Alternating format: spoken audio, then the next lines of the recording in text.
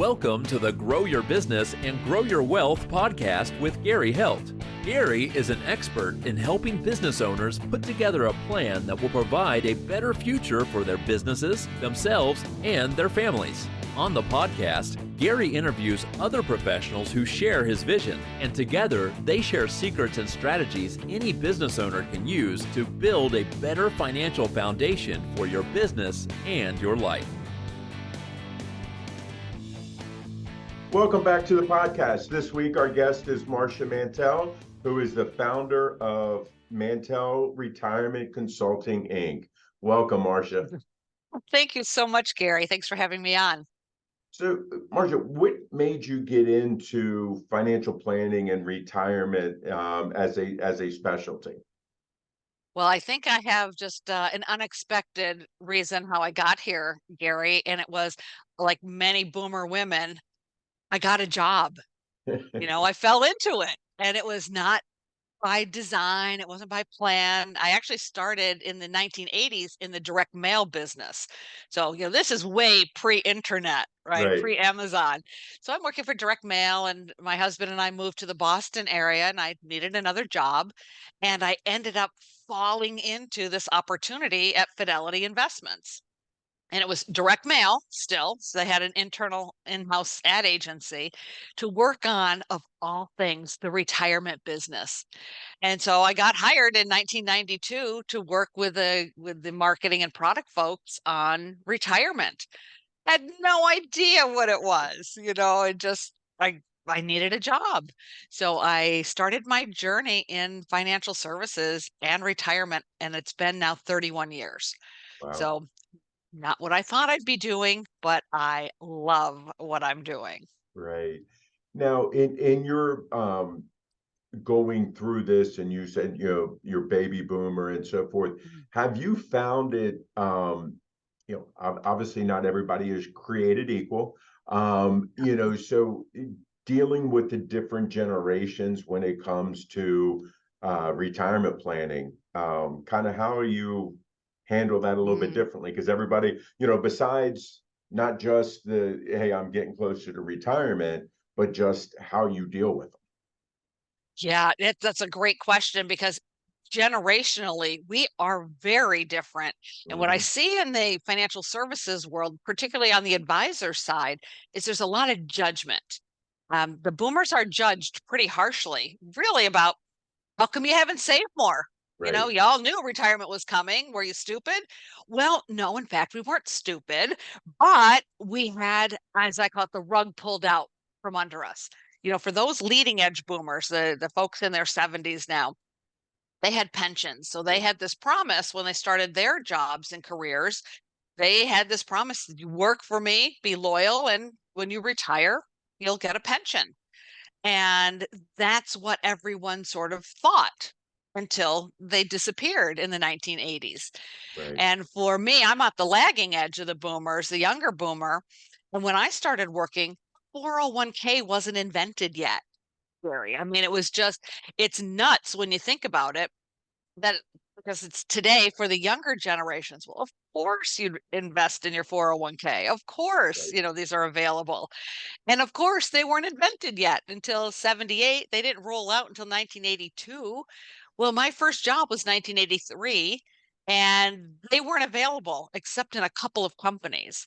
Right. So, funny, when I started at Fidelity, it was specifically to work on the rollover business, because even after the 401k was invented and was out there for us to save in, when you left your job, and I left in 1988, you got a check in the mail with your 401k savings in it. And it's like, whoa, look at this, several Right. $1,000s. It was, like winning the lottery. And in my case, I took that money. Dan and I were young. We were starting out. We had no furniture. So we bought a couch. And I go in and I talk about this couch because it turns out it was a $250,000 couch that I bought. Right. So it wasn't our best investment decision, shall we say. But we didn't know. And so that's Right. what I'm saying, for the boomers, the equation that we started with and the information we had in our 20s and early 30s wasn't there. It is not what it's like today. So it is very hard for younger people to realize how different the going was for the boomers. Um, and we do need to recognize that and acknowledge that, oh my God, you didn't have those opportunities. Right. It's a miracle you saved anything. We really should be True. thinking of it that way. But now, for those of us who are still working and still have opportunities, we need to take full advantage of them. Hard as it is to save more, we need to be saving more for retirement. It's going to be a really long run if we're all lucky. 30 years in retirement. It's a long time with no paycheck. Right, right.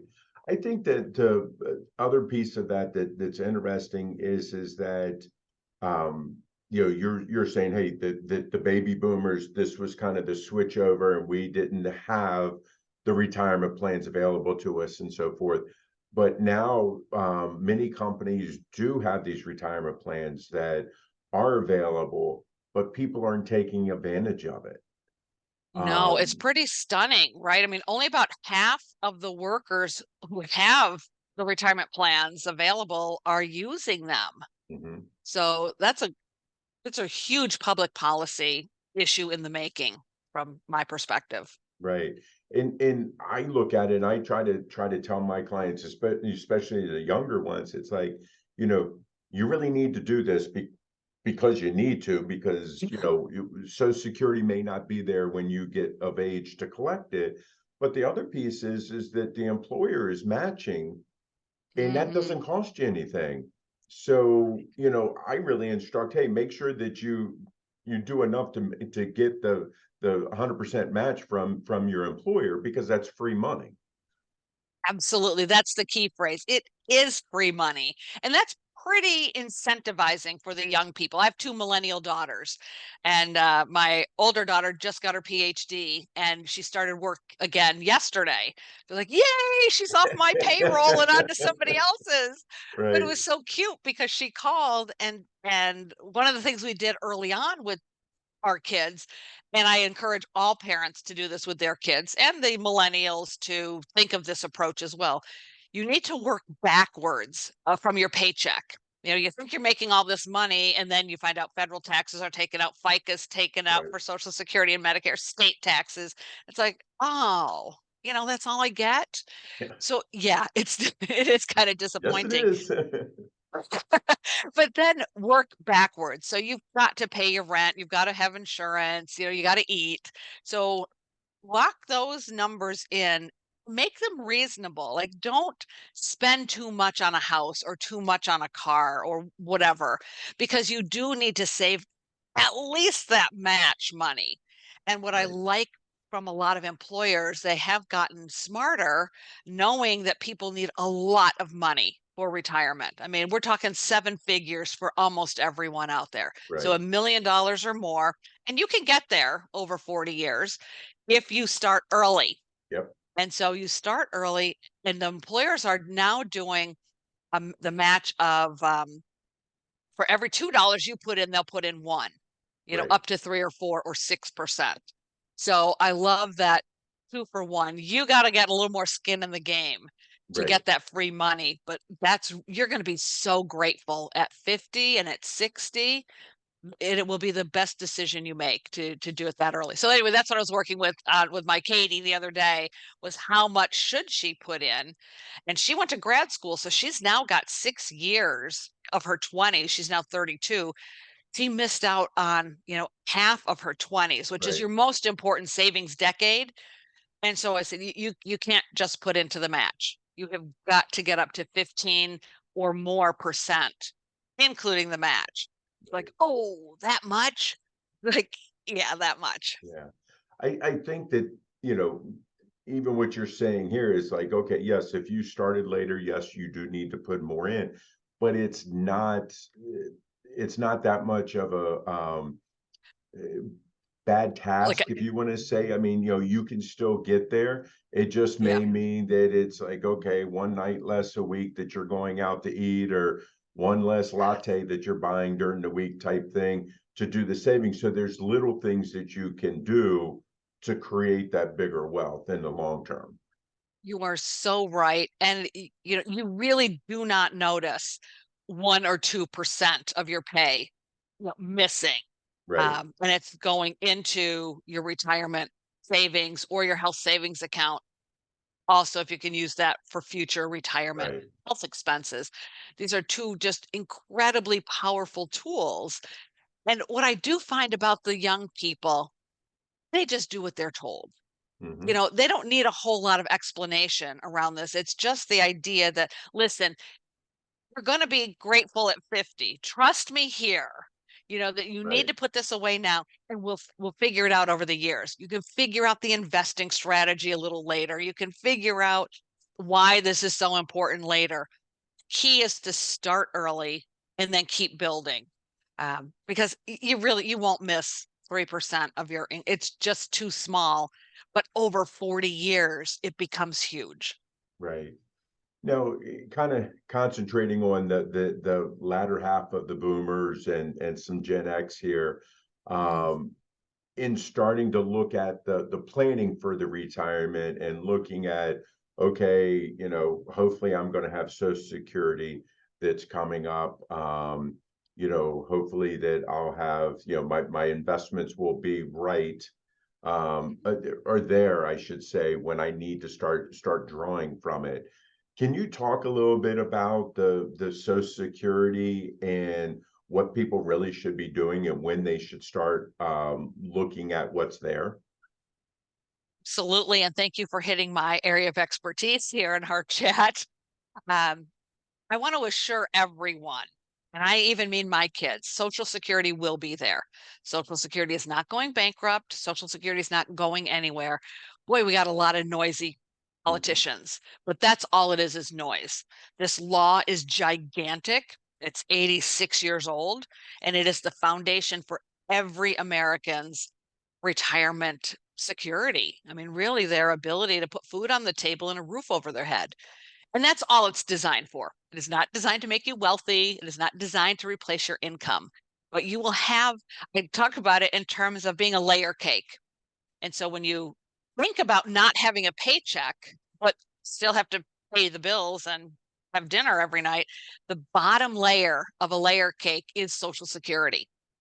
Now, it's wobbly right now. It needs some shoring up to make sure 100% of benefits are paid. So there's work to be done in Congress, and they actually need to get Right, their act together and get moving on that. They probably won't.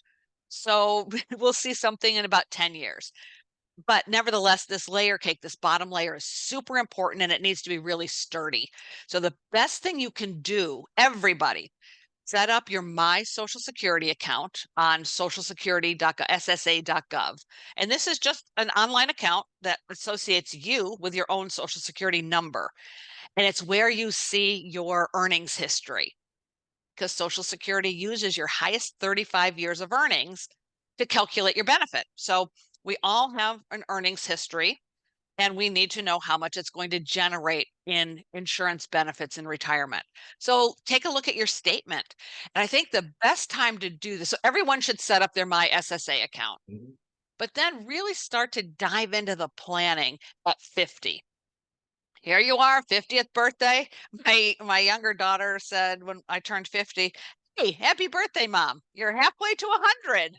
It's like, great, Lindsay. I didn't think about it that way, but you're absolutely right. So we've only got one more half to go here. It's halftime. But that's when you do your initial plan. And it's so important to do it at 50. Now, all right, if you're 60 and haven't done it, great, do it today. right, But you need to see, about how much Social Security is going to bring to the party for you and how big is that bottom layer of the layer cake and the maximum amount this year. Gary, this is not, again, meant to be replacement income. But if you're the highest earners in the country, you're, the lawyers, the doctors, you're making $1 million a year. If you retired today at your full retirement age, you only get $3,600 a month. This is not big money, but right, this is substantial foundation. It's like your basement. And I look at it's the basement of your house. It's not pretty, it's unfinished, but without a foundation in the basement, you don't have a house. right. So that's the role Social Security plays. That next layer is pensions, if you do have pensions, and a lot of government workers, state workers, teachers unions, Mhm. other unions have pensions. Super important to get that right. And then you look at those investments. And if you're not an investment expert, I fall into that category. You have all this savings, and hopefully this money's been invested to take the goods when the market is offering the goods. So have that growth going.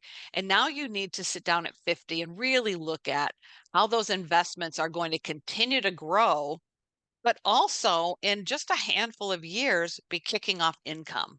Right. And if this is not your area of expertise, you do need to get expert help. Um, and there are tons of really good financial advisors and financial planners out there, CPAs who do planning, because you need both tax planning and Yep. investment planning. Those two go hand in hand. And the earlier you start, the better opportunities you're going to have to make really good decisions. I think, like you, I don't see a lot of people starting super early. No, They start more like the unfortunately. calls, right? The calls you get. It's like, hey, I'm retiring at the end of the year. Do you think I'm ready? Yeah, It's like, it's June.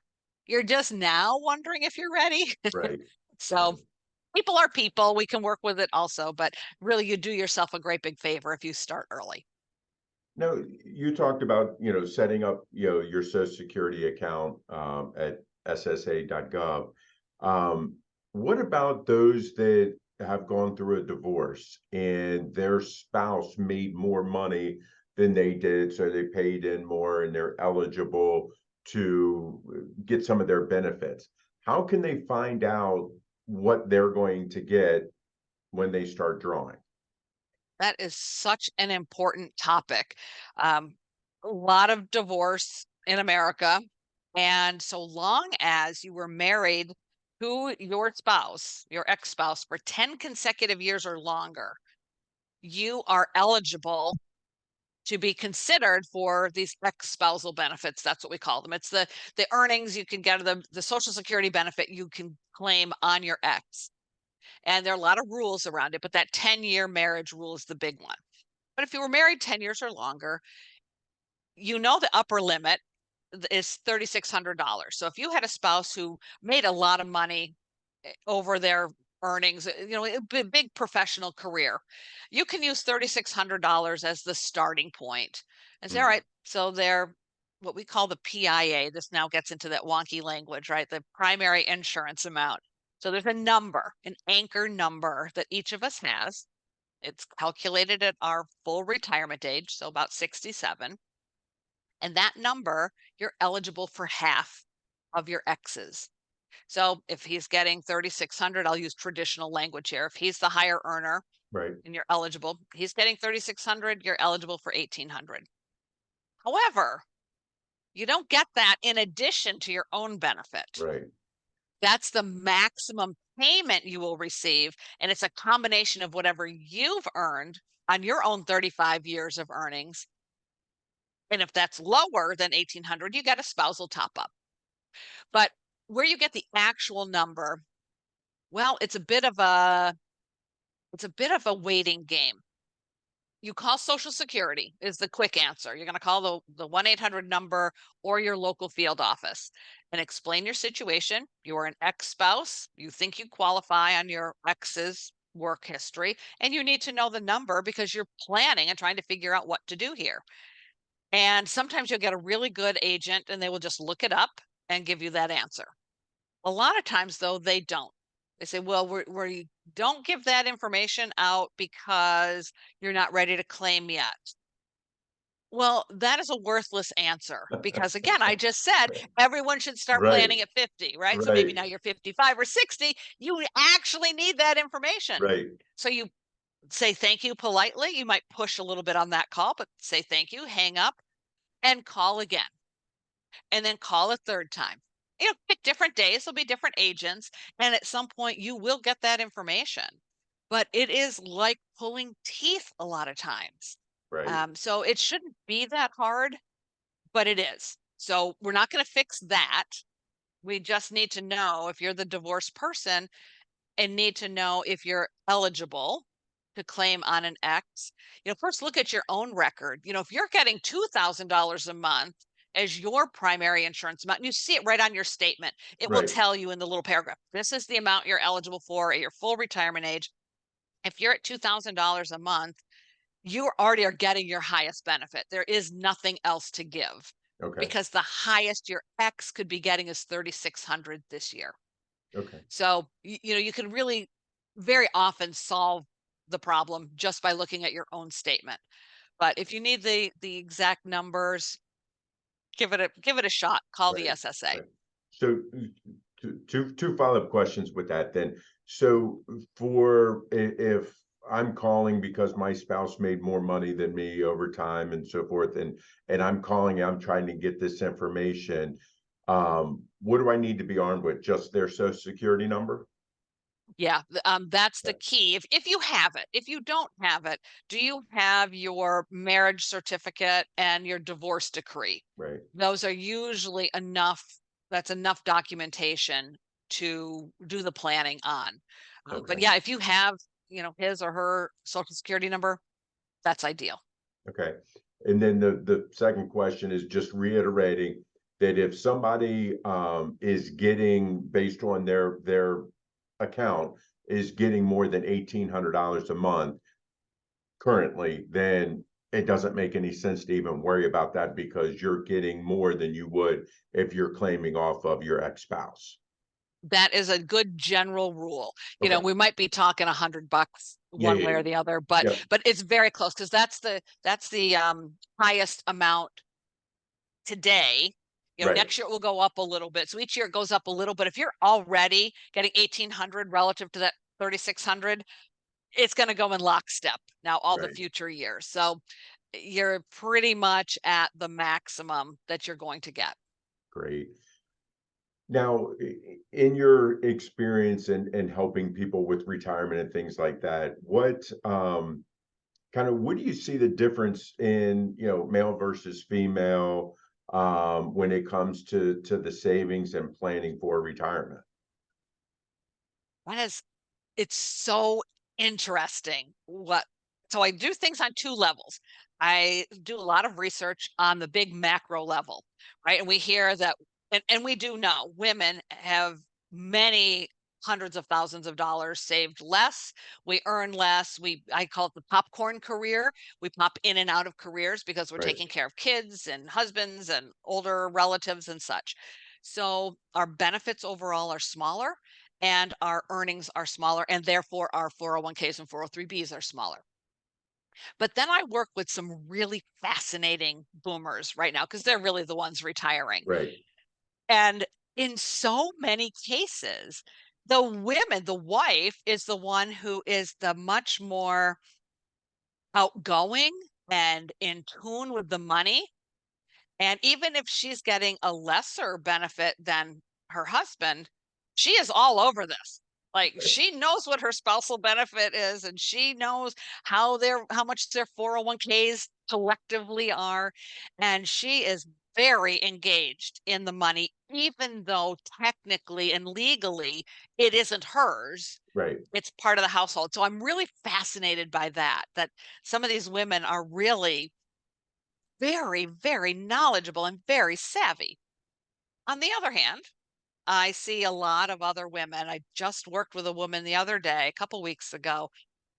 She's about 60. She'd like to retire soon-ish, 65, 60, maybe make it to 67, but she's only been able to save $130,000.